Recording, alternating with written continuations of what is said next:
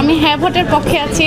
জনগণের হাতেই দেশটা থাকে সেটা চাচ্ছি, যে কারণ গণভোট ছাড়া আমরা এই দেশের উন্নতি করতে পারবো না। আর এই হ্যাঁ ভোটের মাধ্যমেই আমরা মনে করি আমরা আমাদের যে মতামত আমরা সরকারের কাছে রাখতে পারবো। আর আমার মনে হয় এটা সবচাইতে ভালো উদ্যোগ। আর আমরা অবশ্যই এটাকে হ্যাঁ দিকে আমরা পরিচালনা করতে চাচ্ছি। নির্বাচন অবশ্যই ফেয়ার হওয়া উচিত, আর আমরা এটার আশাবাদী। আর আমরা অবশ্যই ভোট দেওয়ার জন্য অনেক বেশি উৎসুক, আর আমরা দিতে চাই। আর আমরা চাই যে একজন সুষ্ঠু সরকার আসুক, যিনি আমাদের সংসদের ভালো মতো বসুক, আর আমাদের যে চাওয়া পাওয়া, আমাদের যে মৌলিক অধিকার সেগুলো বাস্তবায়ন করুক, জনগণের সমস্যা সমাধান করুক।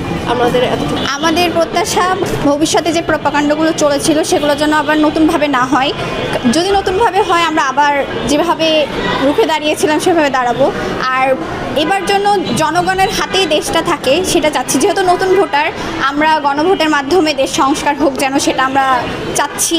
এবং ইনশাআল্লাহ ভবিষ্যতে আমরা যেন সঠিকভাবে একটা সঠিক সরকার পাই এবং কোনো টাইপের জন্য প্রবলেম ক্রিয়েট না হয়, এটাই আমরা প্রত্যাশা করতেছি।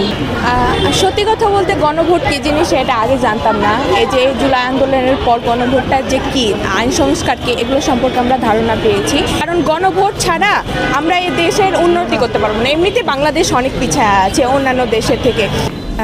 আজকে মূলত আমাদের গণভোট নিয়ে যে একটা ক্যাম্পেইন চলছে।